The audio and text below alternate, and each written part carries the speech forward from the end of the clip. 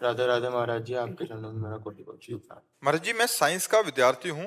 मैं एक एग्जाम की तैयारी कर रहा हूँ। मेरी समस्या है कि मैं पूरी मेहनत से परीक्षा की तैयारी कर रहा हूँ, क्लास में हर प्रश्न का उत्तर भी देता हूँ, किंतु कोई भी परीक्षा के समय मैं घबरा जाता हूँ, प्रश्न का उत्तर भी गलत कर देता हूँ, जिससे मेरे नंबर अच्छे नहीं आते। ऐसे में परीक्षा के समय कैसे धैर्य रखूं? नाम जप करो, धैर्य आ जाएगा।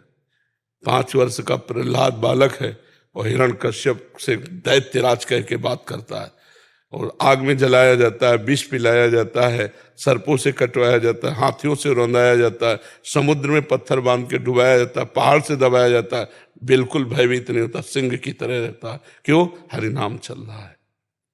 मीरा जी को कितना सताया जा रहा है, बिल्कुल घबराती नहीं, क्योंकि नाम चल रहा है। तो इसलिए नाम जप करो और ब्रह्मचर्य का पालन करो। ब्रह्मचर्य में एक जोश होता है, एक उन्माद होता है, एक जिद्दी स्वभाव होता है। हारने का स्वभाव ही नहीं होता ब्रह्मचारी का। जहां हारने का स्वभाव होता है वहीं वो विजय प्राप्त करता है। जैसे ठंडी में बहुत प्रारंभ में ठंडी लगती तो गंगा जी में जा खड़े हो जाते हैं, अब मंत्र जप करते हैं। धीरे धीरे शरीर को ऐसा अभ्यास हो गया, ठंड हवा, अभ्यास योग युक्त है ना। डरो किस बात से, किस बात से घबराहट? जब हमारी वीर शक्ति क्षीण हो जाती है, स्मृति कमजोर होने लगती, तो एक घबराहट पैदा होने लगती। हमें अपने ऊपर विश्वास नहीं होता, तभी तो घबराहट पैदा होती। नहीं नहीं, नाम जप करो, थोड़ा व्यायाम करते हो, दंड बैठक मारते हो, हाँ, ब्रह्मचर्य से रहो और सात्विक भोजन करो और नाम जप करो, एकदम हाजिर जवाब, एकदम सिंहवत रहो। मनुष्य जीवन मिला है ढंग, किस बात से घबरा? फेले तो हो जाएंगे, फिर पढ़ेंगे, फिर पास होंगे। एक ही है क्या कि पढ़ लिख करके ही हमारा जीवन बनेगा? देखो, हम व्यापार करेंगे, किसानी करेंगे, लेबरी करेंगे, घबराना क्या है? बिल्कुल मस्त रहना चाहिए, घबराना नहीं। बहुत याद करो, घबरा गए तो भूल गए। महाराज जी, बहुतों का प्रश्न है। हाँ, काफी जो बच्चे होते हैं पढ़ते हैं, वो मेन इंटरव्यू में या मेन परीक्षा में। हाँ, घबराने की क्या जरूरत है? पढ़े जो हमने पढ़ा लिखा है, अगर हम घबरा जाएंगे तो पढ़ा लिखा जो भी है वो भी भूल जाएंगे। इसलिए घबराने और इससे रोकने के लिए नाम जप की जरूरत है, ब्रह्मचर्य की जरूरत है, सात्विक आहार की जरूरत है, और अपने को स्वभाव को बदलने की जरूरत है। लूज स्वभाव नहीं रखना है, एकदम कट्टरता से उत्तर देना। जितना आता है उतना उत्तर दिया, फेल हो गए, कोई बात नहीं, आगे फिर पढ़ेंगे। महाराज जी, उसमें दो कारण बच्चे बताते हैं। वो कहते हैं कि एक तो 1 साल पूरी परीक्षा के लिए तैयारी की, दूसरा माता पिता का 1 साल पैसे लगे और फिर फेल हो गए, और समाज का और माता पिता। कुछ नहीं सोचना चाहिए, कुछ नहीं सोचना चाहिए। समाज क्या समझे? प्रेशर तो दिमाग में हमारे पड़ रहा है, समाज से क्या मतलब? पहले फ्री हो जाओ, एकदम मस्त, फेल होंगे या पास मुझे कोई चिंता नहीं, पहले ऐसे फ्री हो और फिर जा करके करो तो पास हो जाओगे। पहले कहीं फेल ना हो जाऊं, फेल ना हो जाओ, फेल कैसे हो जाएंगे? हमने पढ़ाई पढ़ी तो दंड बैठक मारो, सात्विक भोजन करो, ब्रह्मचर्य का पालन करो, नाम जप करो, सब कुछ ठीक हो जाएगा, बिल्कुल घबराहट खत्म हो जाएगी। महाराज जी, ऐसे में आगे चल के फिर वो गलत भावना आ जाती है। हाँ, अब जैसे माता पिता डांट रहे हैं और मित्रजन उपहास कर रहे हैं, और उसका डरपोक स्वभाव, तो लगता है अब सब कर लो, यही ठीक है। बच्चे इसी में पहुंच जाते हैं फिर कि अब यार कैसे दोस्तों के बीच में मुंह दिखाएं, वो कह रहे हैं कि लो हम पास हो गए, तुम फेल हो गए। माता पिता घर जाओ, देखो ना वो पास हो गया, इतना रुपया लगाया, और वो बेचारा डिप्रेशन में बच्चा चला जाएगा, या तो फिर की सोच लेगा।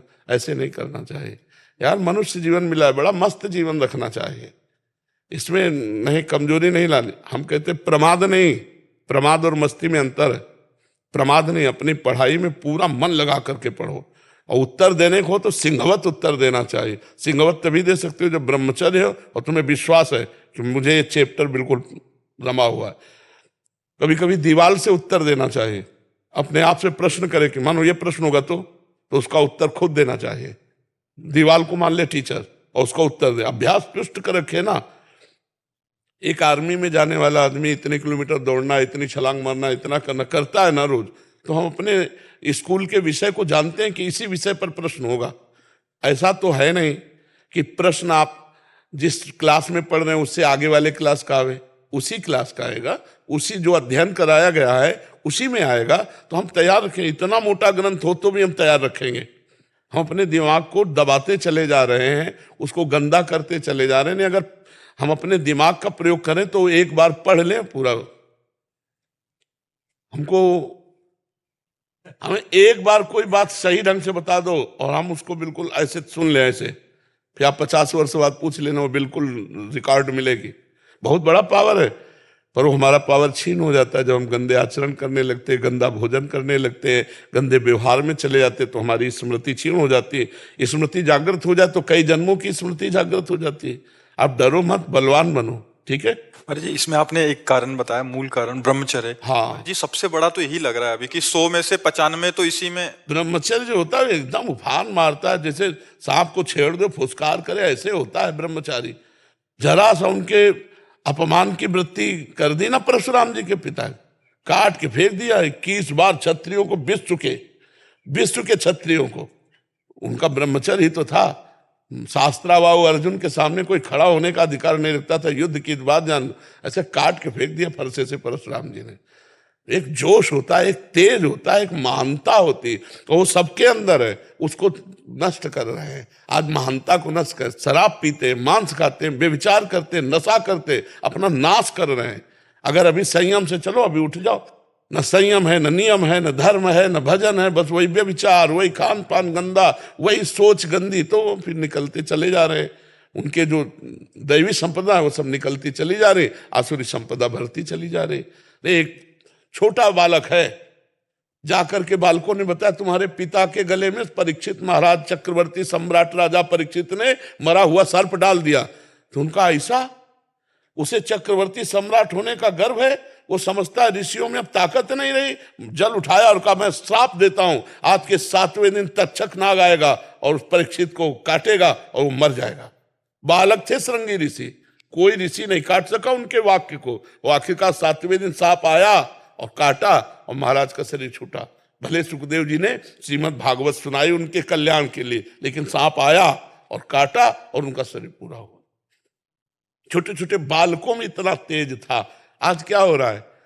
आज हमारे बच्चे बॉयफ्रेंड, गर्लफ्रेंड, दलित दुराएं, नशा, इनमें सब फंसे। इस समय ब्रह्मचर्य का समय, पढ़ाई का समय कि गर्लफ्रेंड बॉयफ्रेंड का समय?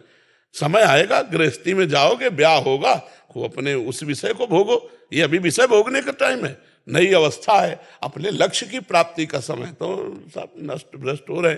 माता पिता कुछ कहें, लड़के उनको धमकी दे रहे हैं, ज्यादा कहें तो लड़के उनको मारे दे रहे हैं, माँ को पिता को लड़के मारे दे रहे हैं। आज शासन खत्म हो रहा है, इसीलिए सब न अपने ऊपर शासन है, न माता पिता का शासन मान रहे हैं, न शास्त्रों का शासन मान रहे हैं, तो मनमानी आचरण करके भ्रष्ट होते चले। वो धमकी दे रहे हैं माता पिता को, बेचारे प्यार में चुपचाप दबे रहे हैं, और इतने दबे हैं, कोई डंडा मार रहा है, कोई घर के बाहर निकाल रहा है। ये है आज की पढ़ाई का फल नए नए बच्चों के। जहाँ विद्या विनयम ददाति, माँ को भगवान के समान मानना चाहिए, पिता को भगवान के समान मानना चाहिए, विनय युक्त व्यवहार करना चाहिए, नशा प्रपंच से दूर रहना चाहिए, दूसरे की माताओं बहनों को पवित्र भाव से देखना, ये ज्ञान है। तो अज्ञान की धूम मच रही है। अगर कोई दूसरे की बच्ची को छेड़ रहा है तो वीडियो बना सकते हैं, लेकिन बचा नहीं सकते। आज का समय ऐसा है, प्राण चाहे निकल जाए, कूद पड़ना चाहिए। भेड़िए की तरह तुम्हारा स्वभाव हो गया है। जहां माता मैंने देखी, सोने की जंजीर देखी, खींच लिया, वो गिर पड़ी, वो ऐसे उपद्रव किए। ना कोई शास्त्र शासन मान रहा है, ना अपनी इंद्रियों पर शासन कर रहा है, ना माता पिता का। अच्छा, माता पिता भी एक सीमा तक डांट सकते हैं, अब बच्चे सयाने हो गए, क्या डांटे? तो हमें खुद समझना होगा, हमें खुद अपने मन और इंद्रियों पर शासन करना होगा। तो आप लोग जैसे नए बच्चे हो, अच्छे आचरण वाले बनो, डरने की जरूरत नहीं है। गंदे कामों से डरो, बुरे आचरणों से डरो, अच्छे आचरण वाले बनो। मर्जी एक और बात आपके संज्ञान में, मर्जी 10वीं 12वीं तक तो बच्चे माता पिता के शासन में रहते हैं, घर में रहते हैं। उसके बाद किसी कंपटीशन की तैयारी के लिए या इंजीनियरिंग या किसी भी आगे ग्रेजुएशन के लिए बाहर चले जाते हैं। वहां जाके उनका जो कुसंग होता है महाराज जी, ज्यादातर वहां सिगरेट पीना सीख जाते हैं, वहां नशा करना सीख जाते हैं, वहां ऐसे बच्चों का संग होता है कि वो बिगड़ते बिगड़ते गर्लफ्रेंड बॉयफ्रेंड और ऐसे वातावरण में चले जाते हैं। फिर उनका पतन महाराज जी हो जाता है। वो मतलब अपने रिलैक्स करने के लिए सिगरेट, दोस्तों के साथ संग, और ऐसा हो जाता है महाराज जी। वहां से उनका बिगड़ना बहुत बड़े स्तर पे, आज 80% 90% वहां से बिगड़ना शुरू होता है महाराज जी। 10वीं 12वीं तक तो फिर भी शासन में रहते हैं, फिर भी उसके बाद ज्यादा इनका। हमको तो ऐसा लगता है कि हमको खुद अपने जीवन को बचाना पड़ेगा। हमें कोई बचा सके ऐसी आशा मत रखो। अगर आप अपने को बचाना चाहोगे तो कहीं भी जाओ, आपको कोई नहीं गिरा सकता। और जब आप गिरना चाहोगे तो कहीं जाओ चाहे ना जाओ, आप अपने आप गिर जाओगे। अपने को मजबूत रखना, कोई नशा नहीं करना, और ये गर्लफ्रेंड बॉयफ्रेंड वाला जहर वाला भाव ना रहे तो बहुत बढ़िया रहेगा। अब अभी नए नए बच्चे पढ़ाई में मन लगाओगे, गर्लफ्रेंड में मन लगाओगे? अरे जब दुल्हन आ जाए तो खूब मन लगाओ, नौकरी करो, और दुल्हन लड़का बच्चा, गृहस्थी में तो सब है ही है, तो थोड़ा 20-25 तक तो थोड़ा अच्छे बन जाओ, इसके बाद गृहस्थी में चले जाना, क्या परेशानी। अब अभी 13-14 के हैं, 18-15 के हैं, गर्लफ्रेंड बोले 2 गर्लफ्रेंड, बोले 3 गर्लफ्रेंड। महाराज जी, हमारे ऑस्ट्रेलिया में करीब 50 परिवार हैं, क्योंकि आप का प्रोग्राम देखते हैं, सबके पास सब कुछ है, बच्चे हैं, बहुत पढ़े लिखे हैं, बहुत अच्छे पदों पे हैं, बिजनेस है, हर चीज है, लेकिन पिछले 2 साल से जो उनके जीवन में परिवर्तन आया, जी जी सत्संग और एकांतिक देव, जी जी सब जो है मतलब सबका मन करता है कि आए, जी जी। लेकिन सब लोग इतने बिजी हैं अपने काम पे, जी। उन सब ने मेरे को बोला था कि आपको हाँ नहीं, बहुत सुंदर, सब मंगलमय, भगवान की सबके ऊपर कृपा है, सब अच्छे आचरण वाले बने हो, भगवान का नाम जप करे, सकल भूमि गोपाल की है, सब भगवान की ही है, चाहे जिस राष्ट्र में रहते हो अच्छे से रहो, भगवान का भजन करो, अपने धर्म को पहचानो, अपने धर्म की निष्ठा में रहो, कहीं भी रहो, तुम्हारा मंगल ही होगा जी।